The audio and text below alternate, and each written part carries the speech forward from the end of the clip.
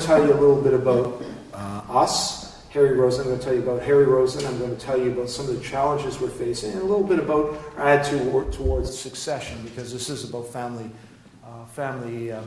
enterprise. So let's start. First of all, that's my dad. Now, my dad is 81 years old today.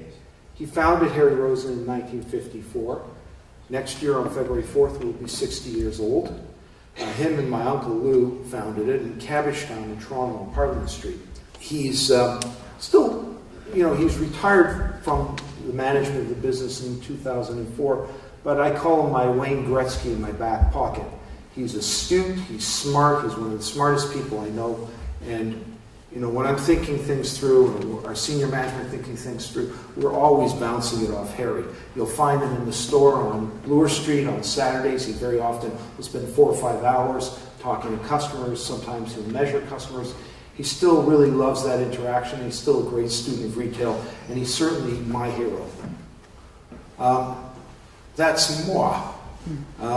As you heard, I worked at Harry Rosen's as a student during high school and university. I went to U of T for a BA, and then I was at Ivy MBA, and I did the combined program, and I actually practiced law for a couple of years before I joined the family business. And people say, why did you join the family business? And the answer was, I was just so, in the mid-'80s, my father was expanding it across the country, and I was just so proud of what he was doing. I said, I have to be part of this. And I went and talked to him, and he said, fine, but don't think it's a gimme. We're going to put you through different areas of the business, but you have to prove to us that you're worthy. And I'm still trying to do that, and hopefully one day I will. Anyways, let me tell you about Harry Rosen's. First of all, we're Canada's largest quality menswear retailer. We're about a little over $270 million in sales in 2012. We have 16 stores and 1 outlet. Our average stores are big. Like very often, you hear chains have 150 stores and they have half the square footage we do. Our average stores are 17,000 square feet. We actually have over 800 employees. And we, based on our calculations and Stats Canada and talking to our vendors, we estimate we have somewhere around 40-45% of the quality men's market in Canada, which is a pretty high share, we think, anyways. We're very proud of that. A little bit about our customers. We call our customers MOPs, managers, owners, professional entrepreneurs. To that, I like to add professional athletes, entertainers. Basically, they're the leaders. They're the movers and the shakers, the people that make things happen in our country. Our average age of client is 38 years old. But when you look at how it's spread out, and it's very important to us, and I'll talk about this later, 20% is under 30, 57% is under 40, and 81% is under 50. We always try to keep that average age the same. I'll tell you how that's been challenging us with the baby boom. Obviously, household incomes, our customers come from higher household incomes, and also our customer tends to be a highly educated customer. That's just a snapshot of who our customers are. One of the biggest buzzwords in our industry and retail is customer relationship management, CRM. Everybody says they're doing CRM. It is the lifeblood of our culture. It is who we are. It's what Harry started in the 50s, earning the trust of each and every man. Men shop differently than women. Women, the essential difference, and forgive this is not sexist, men hate shopping. They hate the act of shopping, generally speaking. And with a man, if you can earn their trust and loyalty, their trust and get them comfortable with the process, they will tend to be loyal. And that is the way we're structured. We're structured to earn their loyalty. How do we do it? Well, about 15 years ago, I sent our director of marketing out and I said, who the heck are we? Put it in words what we do.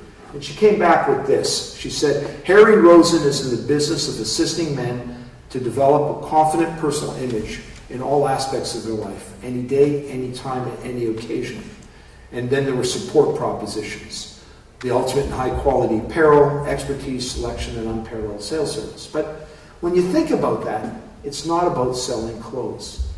It's about developing a relationship and advising a man on how to get the correct wardrobe for every situation he confronts. So our customers are leaders and movers and shakers. We advise them. We develop strong relationships with them and advise them on how to get the most out of their situation, what they should wear, what's appropriate. So that really is what Harry started with in the 50s. He didn't enunciate it like that, but that's really what it was. And that's really who we are today. We're people who form relationships with men.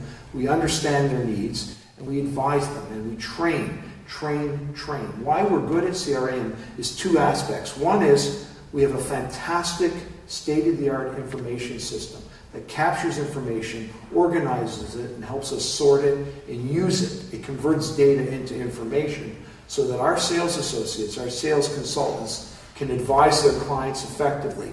Call them or email them with the correct information, give them reasons why they might come into the store and continue to build their wardrobe, earn their trust. It has great information. And on the other hand, as a company, we spend more on training our associates and educating them and helping them do a great job with their clients. And the third aspect is we have a culture, a passion, started by Harry and Uncle Lou on Parliament Street, of absolutely being top-notch and developing those fabulous client relationships and delivering service and advice. So that's, I love all these board meetings where people sit around and say, let's do CRM. The reality is it's not doing CRM. CRM has to be in your lifeblood. It has to be in your culture.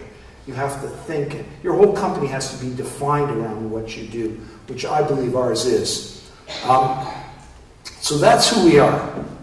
I thought you'd find it interesting if I told you about some of the things that we're currently facing as a company, what our challenges are. The first I think is quite interesting because I learned about it in this theater about 15 years ago. I heard David Foote speak, the famous demographer, and he showed those charts showing that baby boom moving up and saying that this is going to have a dramatic impact on society and we have to all be aware of it. And I sort of had an epiphany. I said, holy cow, one day this is going to mean something very significant to our business. And that's when we started thinking about demography and how we have to be a balanced company. I think we were one of the first companies on the map to really say, we have to really think about bringing in younger clients. So, as I said, baby boomers today are between 46 and 66 and are starting to retire. And, men have a life cycle.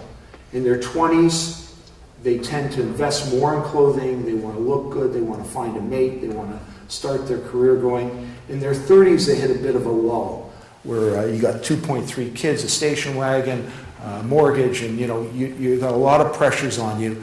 In your 40s, you start coming out, you start experiencing your big business success, and 50s is a time when you really enjoy a lot of the financial fruits. But that life cycle doesn't change, but the proportion of people in each segment of the life cycle does change. And right now, this big swath of people are starting to retire, and they're a big swath and they're a wealthy swath. So we need to replace the retiring boomers. And the average age of our customer always has to stay 38. We've actually consistently done that for 10 years, despite an aging baby boom, and it shows you that our strategy is in place. So really, it's about speaking to all ages, but including youth. And we were on the forefront of e-commerce in Canada. We've had e-commerce for over almost 4 years now. Sure, the U.S. had it first, but for a Canadian company, we were in there early. We were on the forefront of social media, our Facebook and our Twitter and Pinterest and all that. We're all about our virtual experience. if you go into our stores, you'll always find areas that really feature younger, innovative fashion, as well as areas that feature stuff for old coots like me. Our website is state-of-the-art, and you'll see it's going through a migration in a month from now, but it really is the standard for expertise, has great informational content and shows lots of really cool product, and speaks to, I mean, I have kids 25, 23, 21. Trust me, I love, there's nothing I love more than getting up at 6 o'clock in the morning and reading a newspaper and having a coffee. That's not how they get their information. These guys are online, and that's where they get their information. And we're on the forefront of speaking to that group in the right way with the right messages. In fact, one of the things that makes me proud as an owner of this company is that I often will find situations where a grandfather who's a great customer will come in with his son and his grandson, who are all both great customers. And, you know, transcending generations really inspires us. And being relevant to each generation and meaningful. You know, I used to always say, I don't want people to think of this as my dad's store. That's what I used to say 20 years ago, and I said, hey, wait a second, it is my dad's store. But the reality is I wanted to, you know, we want to be relevant. I mean, we're going to be 60 years old in a year. I'll be proudest when we're 100 or 150 years old and still relevant to every generation of Canadian leaders. Social media, Twitter. If you look at a lot of our ads, I mean, who else features Sam Roberts or Milos Raonic or Carey Price when he was the goalie for the Canadians? Mark Cohn. We feature young people, young successful people that fit our profile.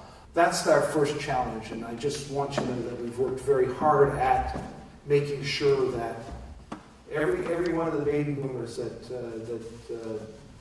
you know, stops working and stops buying as much, because it's definitely that. We're there with new people all the time, bringing in fresh meat, as they say. Like if you go to our store tonight on Bloor, we're having an event called the Underground Garage, and we bring in a little cool folk duo musicians. They're Juno nominees, and we're going to have 250 U of T students there, you know, listening to this acoustic set and becoming familiar with who we are. We ally ourselves with U of T radio. We do all sorts of things to keep relevant, because we've got to keep getting new generation of Canadian men interested in us. The next thing that's an issue, and I kind of blew my cover, is U.S. retailers have fallen in love with Canada. You know, it's been tough in the United States for the last 5-6 years, and you know, everybody's looking north and, you know, salivating. And we all know about that, and it's been a very interesting development. So, you know, people say to me all the time, and in fact, I gave out the magazine. You'll see the letter kind of addresses that, the letter I wrote in it. It's, you know, what are you doing about the changing competitive environment? And, you know, how are you dealing with this new competitive landscape? And, you know, I love stealing great things. And this is Steam Whistle's motto: just do one thing really, really well. You've all heard that on the radio, right? Well, that's us too. I mean, we are a menswear specialist. We will, and our commitment in the changing environment is, you know, for somebody who has a huge market share, is we're going to even make our stores bigger and better. We're going to even improve our service levels to higher. We're already the standard worldwide in quality menswear, but we're going to train more, and we're going to educate our people more and make them even better and more consistently deliver.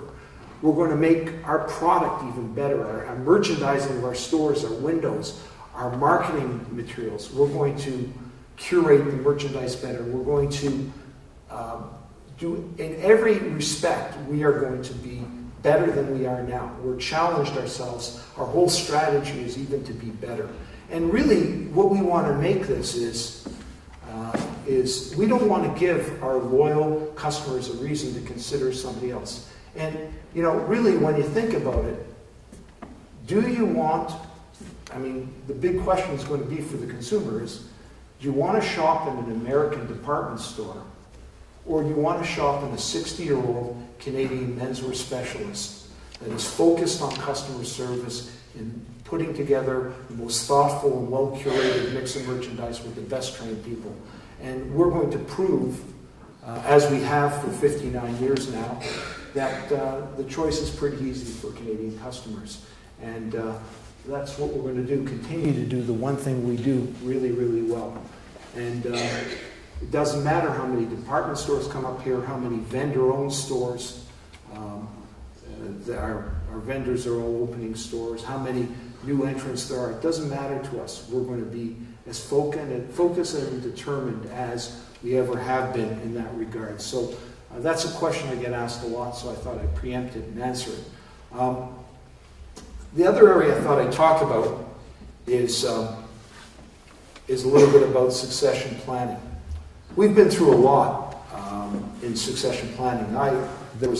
We had a partner in the business, Bob Humphrey, who at the age of 53, 2000, within a 4-month period, died of pancreatic cancer. He was the CEO before me.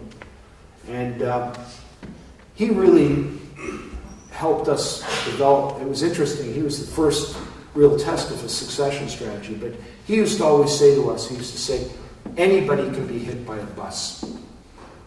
And you have to have a company that can survive and continue. We're not about short term. And we basically take that very much to heart.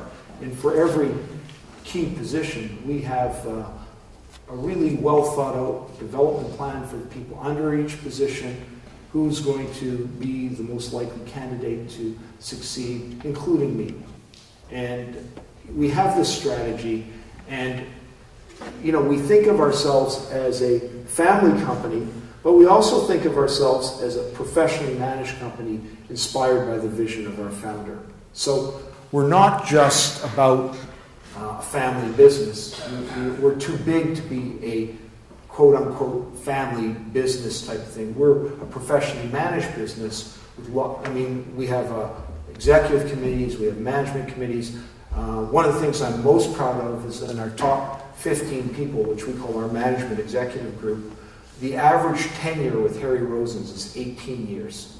I don't think there's a lot of companies out there that can point to their top 15 people and say average tenure with an experience with the company of 18 years. But we're very, very proud of that. But each one of those people knows their responsibility and understands their responsibility vis-a-vis training people under them to take over, to succeed them. And it's a very positive environment. Also, growing an average of 10% per year for the last 10 years you have growing companies create lots of opportunities for growth for people, and that's been really positive. And keeping that momentum going is very important to us, keeping it going in that sense. Now, the other side of succession is the family side. And, obviously, we've determined to keep our management professional. I'm the only family member in management currently. But, people say to me, well, what's going to happen? Is family going to come into business? Well, certainly that's a possibility. I have 3 sons, 3 very bright sons, who are young and, sort of either finishing university or just finished university, or, sort of that type of era.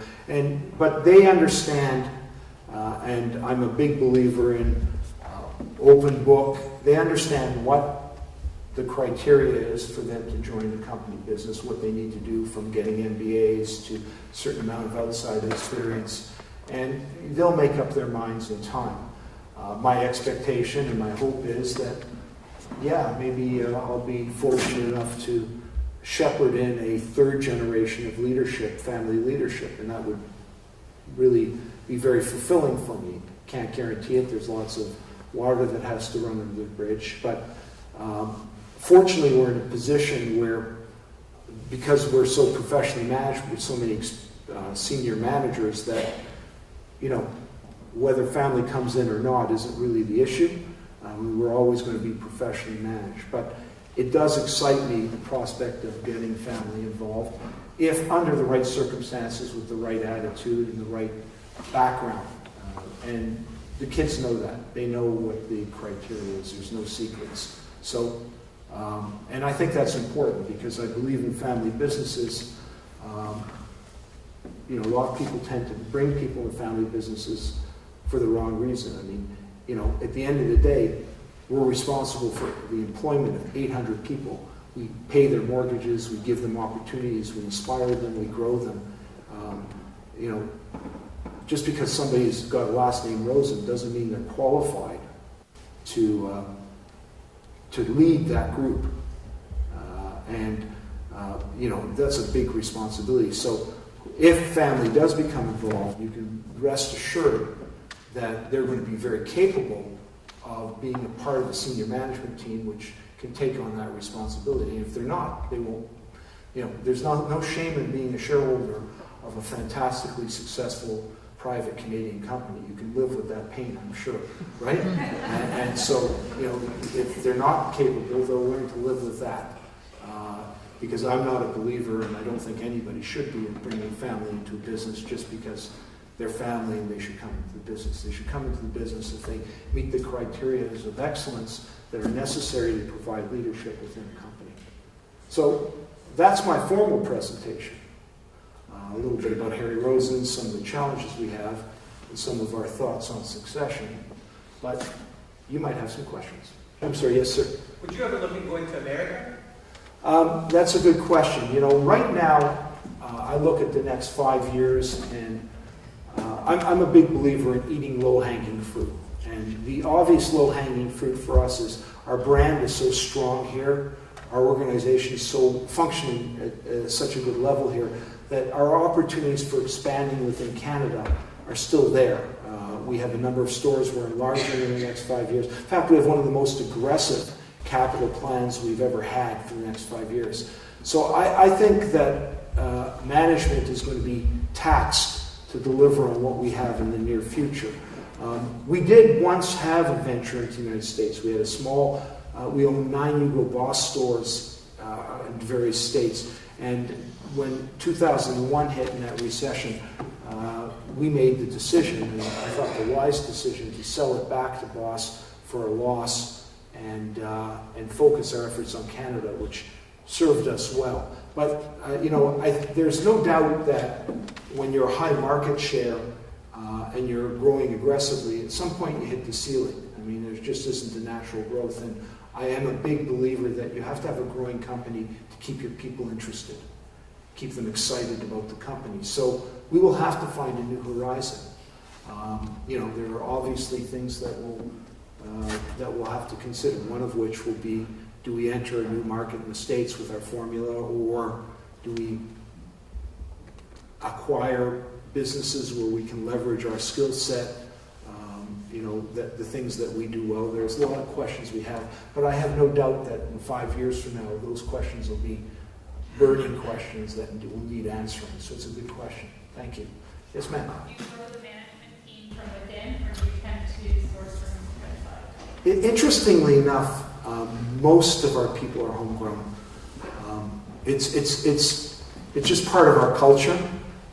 The type of people we tend to attract, they tend to be, it's funny, like I'm the only MBA in the company. Like most of the people are, you know, they may have a business education stuff, but they're not like high-flying Bay Street types. They join us, they learn our business, and one of the things about our business is very specialized, and they become more and more valuable to our business. And if given a choice between promoting from within and going outside, we will always take the inside candidate. There's obviously some specialties we've had to go outside for, but even those specialties, I mean, our director of marketing, for example, has been with us 16 years. Our director of IT, our CIO, has been with us for 16 years. So these people, we tend to keep the ones we get, which is good. And we try to, even within those areas, develop succession, and we're being successful. So it's a good question, but we tend to be from within. Any others? Well, if that's all, I made it perfectly on time too, right?